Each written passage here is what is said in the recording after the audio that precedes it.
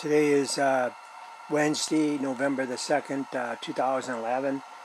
I got up at about 6 a.m. Cranbrook time. It's around about 7:15 right now in the morning. It's still an hour before shooting light. I'm headed out right now. I want to be in my spot in the dark, so I'm going to head up where that big buck is. I'm going to just keep going back and back and back, and one morning he might show up. He showed up at around about 8:10 on the 30th of October. So he's showing up again there, and it's close because you can still shoot at about 20 to 7. You can still shoot around that time in the evening. It's still light enough to see, so he's getting closer to coming out in the daylight hours in the evening. It's evening time that he shows up. He showed up at 10 after 1 on that same evening. So I'm going to go up there and get in there in the dark. I want to try to see if I can catch him there in the morning. But I think evening is more of a better showing. But anyways, I saw nothing yesterday. Zero. One grouse I saw, that was it. I was up where that big buck, that one I wanted, and I was in my other place where I let that other one walk, and that 4x5, that big one there that I posted on the site earlier in the other spot there, he showed up on the 30th as well, and he showed up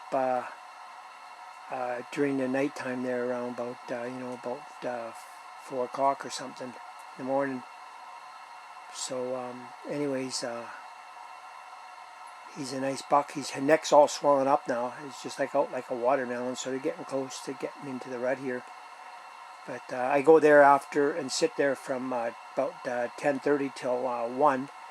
And if he comes out, I will take him, because that big one up there, between the two of them, I might connect with one, and I'd be happy with that 4x5, because he's a nice buck too. He's got really long tangs.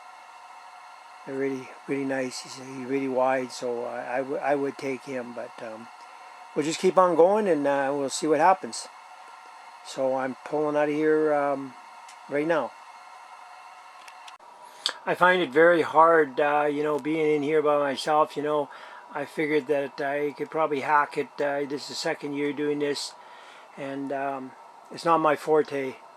I don't like it, and I need to have friends in. It's just no fun without having friends in camp. It's not like it was when I had friends in here. It was a lot of fun. It's just it's not good. I don't like it, and I'm saying that because I really mean it. I gotta find somebody for 2012. I gotta find someone that will spend some time in here and hunt off and on. They don't have to stay here all the time, but come in for 3 or 4 days at a time, and then go back out for whatever 4 or 5 days or 6 days, and come back in for another 5 days. I gotta find someone my age group, in their 60s that are in good shape, or they don't even have to be in good shape. I can set them up in blinds where they only have to walk from the road. Sometimes only about 300 yards. So, and it's not that steep to get into the blind from where they can drive with their vehicle. But I don't like it, and I'm not going to do it next year. I'm gonna have to find somebody. So, but anyways, that buck that was 700 yards out last year, the game plan was to find out where he was, and I did. That big, 7 by or 6 by 8 whitetail. I found out where he was and where he come out, and it was him. I identified him with my binoculars. I'm positive it was him, and he. I can't shoot that far, and I don't want to try to get in closer to him. I don't want to spook him in any way. And so he didn't even know I was there. But anyways, he's there, and I'm going to see if he comes back out in the same area tonight, and then I make a game plan. Well, this is the start of my hunt for that elusive, nice whitetail buck. Anyways, yesterday I went up there after I got in here. I went up to where he was there, and in that area, and I stayed away back. I stayed back so I could cover that whole side hill there, and by the timberline, and I was about probably 600-700 yards back from the timberline. And anyways, I was waiting there and set up in my little blind, and all of a sudden, about 4 minutes after 6, Cranbrook time, I caught something up by the timberline moving, and I looked up there, and sure enough, it was that big buck. He was, I seen him for about, probably about 30 seconds, and then he went back in the timber. He never come back out the rest of the night, but I know where the location of him was, and that's what I was looking for. I used my intelligence to stay way back and find out where he is coming out, if he did come out, and he did, so I know exactly where he come out. So I'm going to do the same thing again tonight.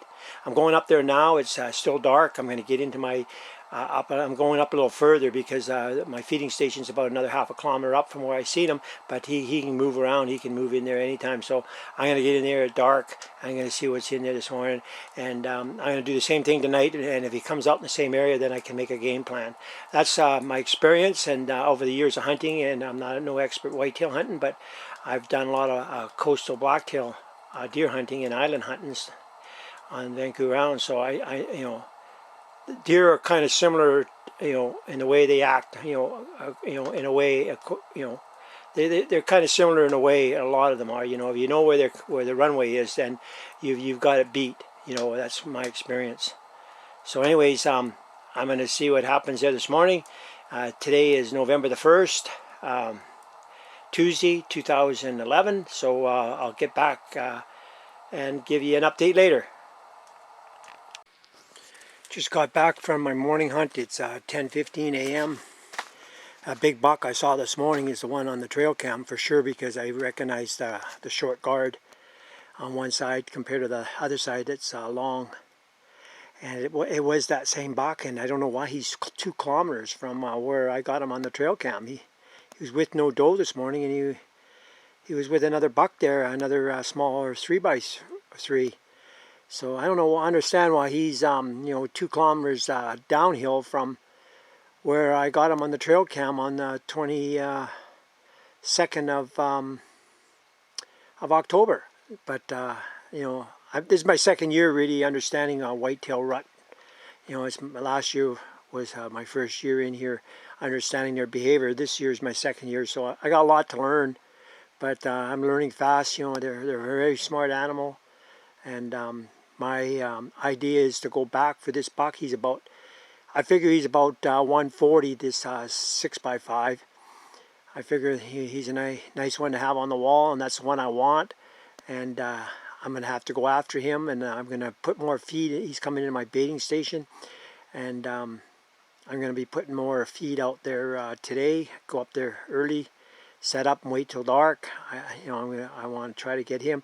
I'm going down to where I got that other 6x5, that smaller one, because that big 4x5, that one that I put on the site earlier, he should be showing up pretty soon around there again too. So they seem to be moving around about 11 to around 1. So I'm going to go down there and sit for a couple hours or so and see if that bigger 4x5 comes out. Because if he does come out, it's going to be hard to take him when I got this other big buck, other 6x5 that's bigger than him up at my other baiting station. So I'm really getting pumped, and I'm getting really excited here because things are starting to happen. Their necks are starting to swell.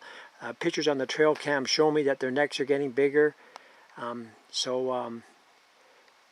Anyways, I'm really getting pumped here. I'm really getting excited, seeing these big bucks coming in on my feeding stations, and it's just a matter of time before they'll be with the does, and the does will come in to these feeding stations, and the bucks will come out probably earlier. They're coming out around about 9:30 at night or 9 o'clock when it's dark. So it's been dark for a couple hours or so. So their routine might change. They might come out, just before I lose shooting light as the time goes on, and I got to be there waiting, and that's what I think I got to do.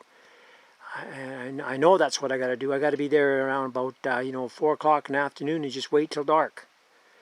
And so, anyways, I'm gonna see what happens this morning. I don't know why I'm going up to where that smaller 6x5 is, because in that the nice 4x5 that I filmed earlier, or I got pictures on trail camera earlier. I don't know why I'm going down there, because it's just and tempting me to shoot one of those bucks, and I don't want him. I want that big one up here where I got him, on my other baiting station. So, but anyways, I got to put the time in. I got to go see what's out there. Maybe a bigger buck will come in like this other one up here. But he's been around that big 6x5. He's been around all summer there, or all fall, I should say. He's been around there all the time, and I seen him this morning there. I just about got a crack at him, but he was too fast for me. He took off, went back in the timber.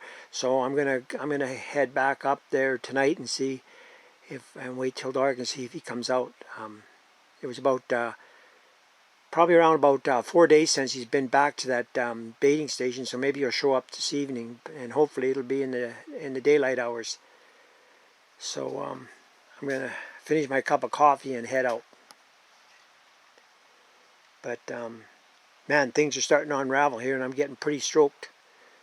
I'm getting pretty excited, and it's hard to hold off on the trigger on the smaller bucks because they're not the ones I want. But if I don't get my dream buck I'm looking for, so be it. I mean, I'm having fun pursuing these nice whitetail bucks, and it could unravel. It could come together for me. So we'll see what happens.